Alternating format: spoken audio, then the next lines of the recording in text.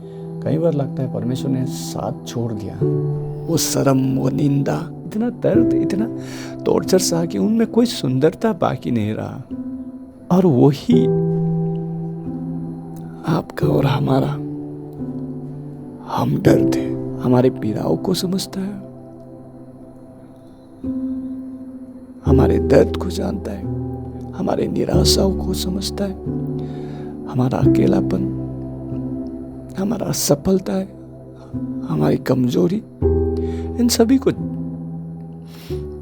वो जानता है।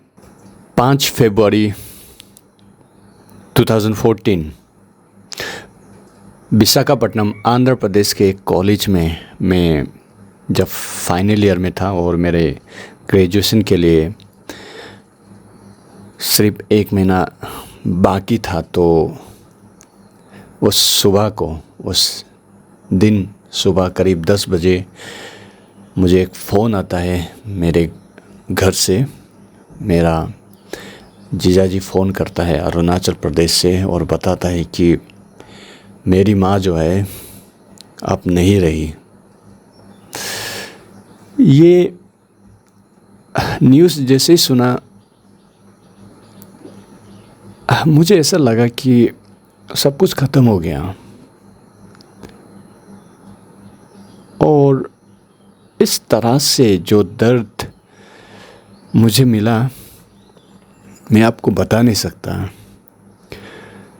मेरी माँ मेरे लिए सब कुछ थी। मेरे पिता जब मैं होश भी नहीं संभाला था तब हमें छोड़ के चले गए। तो शी रेज्ड, पिता के रूप में भी माता के रूप में भी मुझे। तो जब ये न्यूज़ सुना मेरे शरीर से पूरा ताकत चला गया। मैं खड़ा नहीं हो पाया। मैं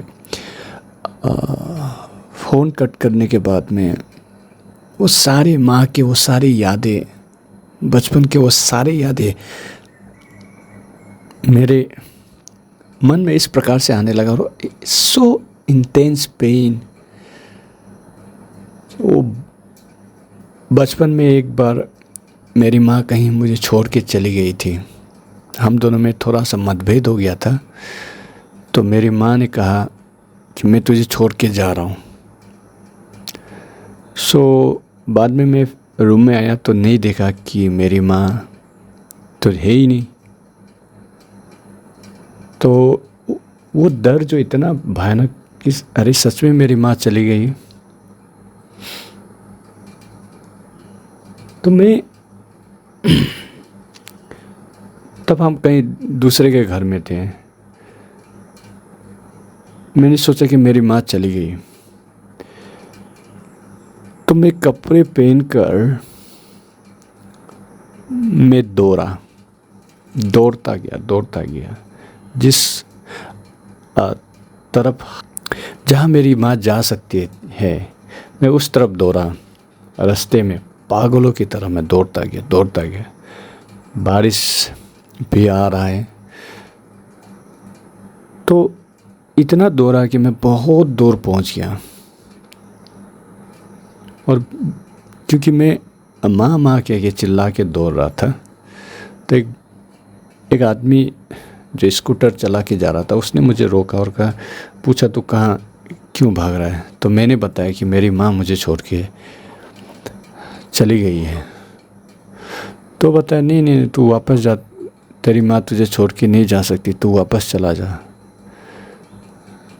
तो उस भले इंसान की बात को सुन के मैं फिर वापस गया और मैंने देखा मेरी माँ वो कमरे में प्रार्थना कर रही है। वो बच्चा का डिस्परेशन जो है मुझ में फिर से आ गया। मैं उस प्रकार से रोने लगा। वो 5 फरवरी मेरा दुनिया ख़त्म जैसा हो गया था। I was so disappointed with God. आपके साथ में मैं कहना चाहता हूँ मैं रियली में परमेश्वर से डिसअपॉइंट हुआ। क्यों परमेश्वर? 1 महीने तो थे। मैं चाहता था मेरी माँ मेरी सेवकाई में साथ में हो। मेरी माँ के लिए मैंने ऐसा कुछ किया भी नहीं था कि मैं सोचूं कि मैंने मेरी माँ के लिए कुछ किया। और मेरा प्रार्थना भी था परमेश्वर से कि इतना बड़ा कोई बीमार बोल के भी नहीं था, छोटा मोटा कॉम्प्लिकेशन, और मेरी माँ की उम्र भी इतनी नहीं हुई थी। मेरा वो रात भर प्रार्थना करना, टेरिस में जाके प्रार्थना करना चंगाई के लिए, वो सारा बेकार चला गया। तो मैं परमेश्वर से नाराज़ हुआ, आपके आगे बोल रहा हूँ। I was really disappointed with God then. और फिर मैं सेवकाई में आया 2015 को, जब कुछ वीक्स की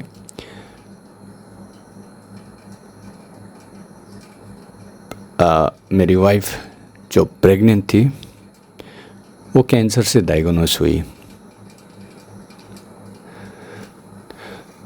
तो उसमें भी मैं परमेश्वर से बहुत, एक वो जेरेमिया का जिस प्रकार से वो परमेश्वर से कहता है कि तूने मुझे धोखा दिया, क्योंकि सेवकाई में आने के साथ साथ वन आफ्टर अनदर, जैसे मैं सेवकाई में आने की तैयारी किया और आया, वन आफ्टर अनदर ब्लो मेरे जीवन में आते रहे।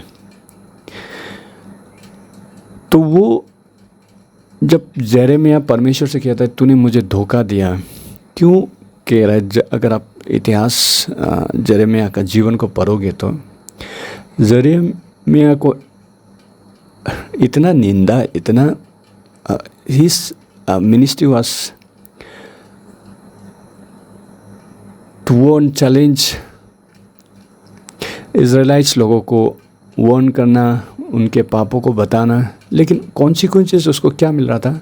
पब्लिक ह्यूमिलिएशन, मार रहे थे, पथराव कर रहे थे।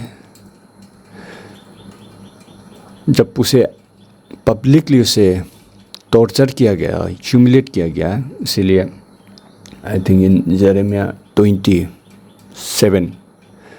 वर्ष कहीं पर जब उसको पब्लिकली उसे लोगों ने मारने की कोशिश की, ह्यूमिलेट की पब्लिकली, जब एक प्रीस्ट के द्वारा उसे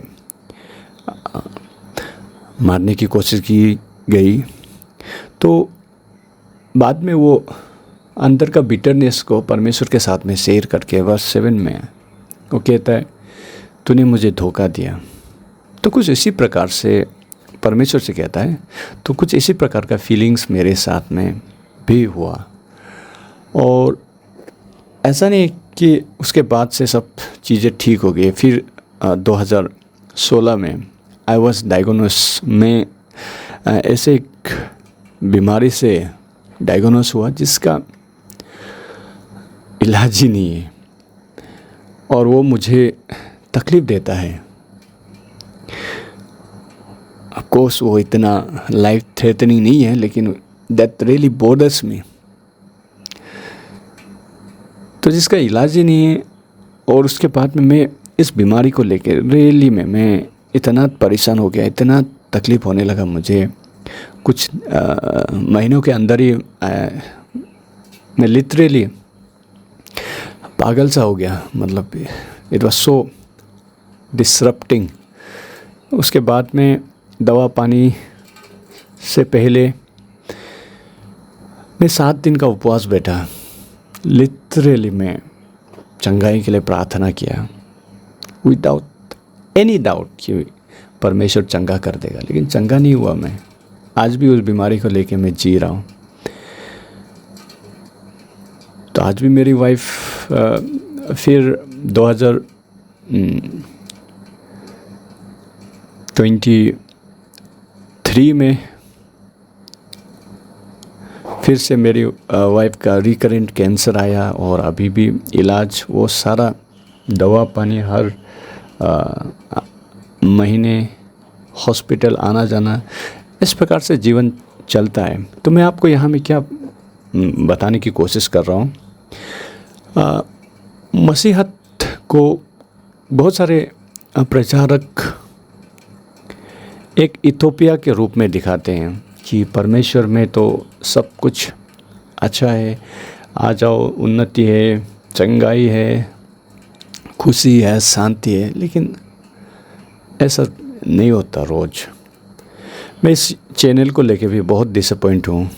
अगर आप सच में आपसे कहूँ तो ये यूट्यूब चैनल को लेके भी मैं बहुत डिसअपॉइंट हूँ, क्योंकि मैं देखता हूँ कोई आदमी इधर उधर का शिक्षा देता है, उसका चैनल चल रहा है, एआई से लोग वीडियो बना रहे हैं, वो वायरल जा रहे हैं, लेकिन मेरा चैनल जो है 2022 में डीमोनेटाइज हुआ, और वो भी मेरा इतना बड़ा गलती से नहीं। एक जो पब्लिक डोमेन में, जो एक क्रिश्चियन बुक जो पब्लिक डोमेन में था, उसे मैंने अपलोड किया, वो अच्छा चला, उसके बाद में उसी के कारण से डीमोनेटाइज भी हो गया। तो कभी कभी सोचता हूँ इसको छोड़ दूँ, लेकिन बाद में फिर सवाल उठता है मन में कि क्या तू पैसों के लिए ये कर रहा है, व्यूज़ के लिए कर रहा है, लाइक्स के लिए कर रहा है, या तो इसको सेवा के रूप में देख रहा है। जब ये सब ख्याल आता है तो मैं फिर नहीं, मुझे ऐसे कंपेयर नहीं करना, मुझे इसे देखना नहीं।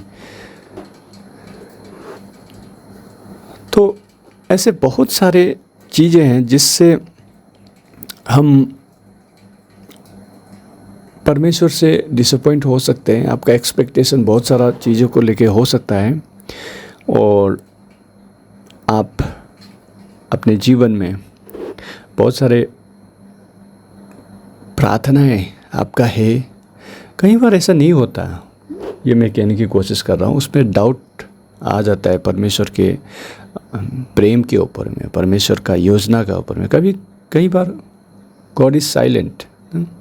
जॉब जिस प्रकार से कहता है, मैं तुझे इधर ढूंढ रहा हूँ, तू इधर नहीं, उधर ढूंढ रहा हूँ, तू उधर नहीं है, साइलेंट।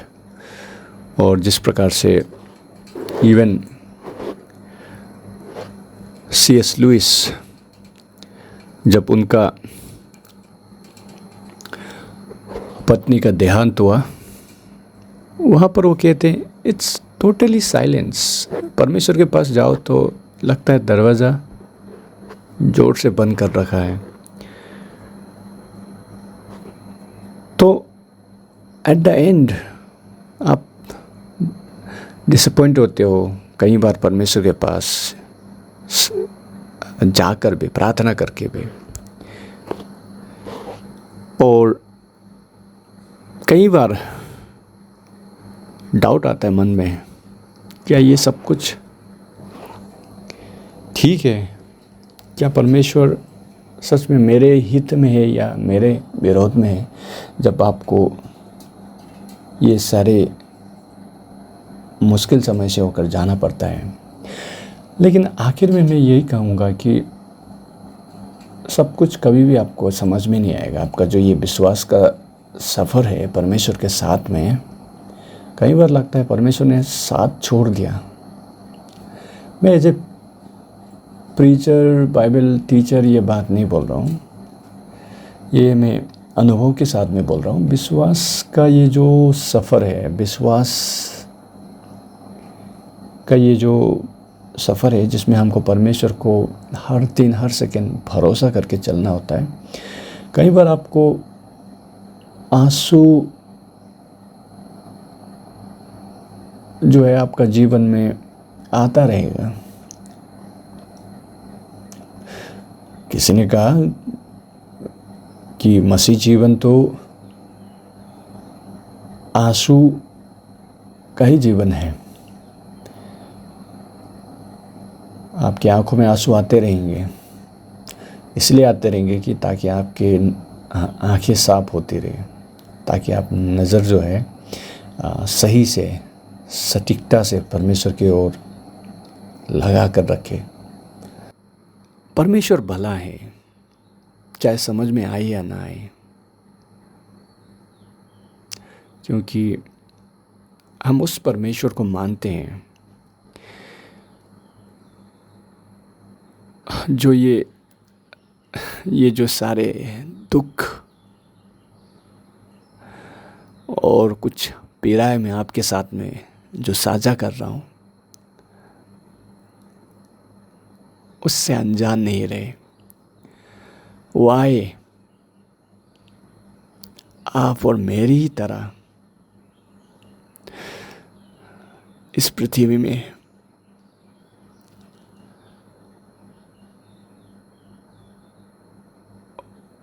वो सारे दुख को सहे। हम कल्पना भी नहीं कर सकते कितना उन्होंने सहा।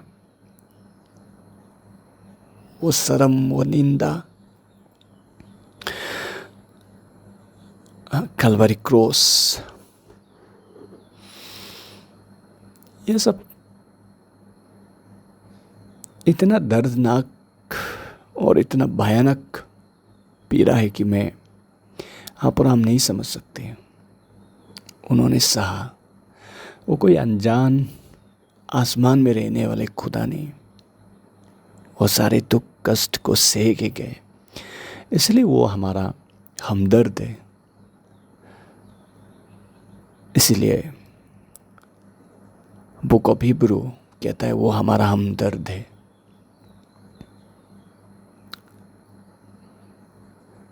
द मैन ऑफ सोरो, जिस प्रकार से आइज़ा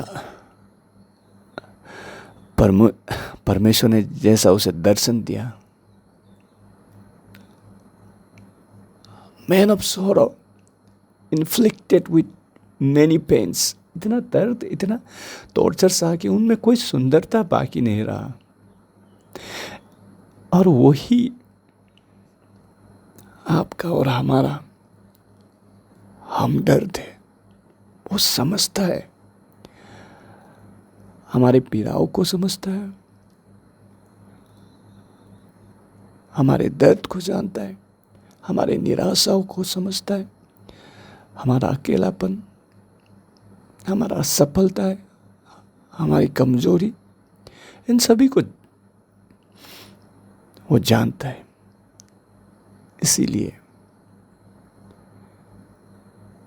चाहे कुछ भी हो जाए, हमें अंत तक वफादार होने के लिए ही परमेश्वर ने बुलाया। टिल द एंड हमें परमेश्वर पे भरोसा करना है। इसीलिए वचन प्रेरितों ने इनकरेज करते करते अर्ली चर्च बिलीवर्स को कहा, हमें दुख कष्ट के साथ ही परमेश्वर के राज्य में प्रवेश करना। कहीं सारे को जीवन आसान नहीं होता है, मसीह जीवन जो है, लेकिन भी इन सभी में परमेश्वर भला है, इन सभी में परमेश्वर वफादार है, इन सभी में परमेश्वर का अनुग्रह ही काफ़ी है हमारे लिए। तो इसीलिए आपका जीवन में कुछ भी चल रहा हो, कई बार प्रार्थना करने का मन नहीं करता, कई बार परमेश्वर के ऊपर संदेह होता है, still cling on to God, परमेश्वर में बने रहे, वो अब भी भला है। आज पूरा तस्वीर हमें दिखाई नहीं देता, आज थोड़ा सा फ्रेम दिखाई दे रहा है, लेकिन एक समय आएगा जब हमें पूरा तस्वीर जब दिखाई देगा, then we'll know, despite all that hardship, pain, suffering, सारा दर्द, सारा पीड़ा, सारा कष्ट के बावजूद भी वो भले थे, वो भले हैं और हमेशा भले रहेंगे। तब हमें समझ में आएगा कि ये सारे दुख पीड़ाओं के बीच भी वो हमारे संग संग चल रहा था। हमारे संघर्ष, हमारे समस्या, हमारे दुख, हमारे आंसू, हर एक परिस्थिति में वो हमारे साथ था। वो भला परमेश्वर सारे बातों को हमारे हित के लिए ही वो कर रहा था। कई बार ये बात आज हमें समझ में नहीं आएगी। जो रोमन्स 8:28 है, आज हमें समझ में नहीं आएगा। लिटरली मैं आपसे बता रहा हूँ, आज आपको समझ में नहीं आएगा रोमन्स 8:28 क्या है। जो सबका बात जेनेसिस 50:20 आज हमें समझ में नहीं आएगा, लेकिन द डे विल कम जब वो सारे आंसू को मिटाएगा, सारे दुख को दूर कर देगा और हमेशा के लिए आनंद में ले लेगा। ना दर्द होगा, ना पीड़ा होगा, ना मौत होगा। जब वो हमें हमेशा के लिए, अनंत काल के लिए आनंद में ले लेगा। और जब हम दोबारा ये ब्रीफ मोमेंट्री लाइफ को दोबारा जब हम देखेंगे, in everything he was good. वो हमारे भलाई को ही उत्पन्न कर रहा था हमेशा। Stay strong, keep fighting, keep trusting. God bless you.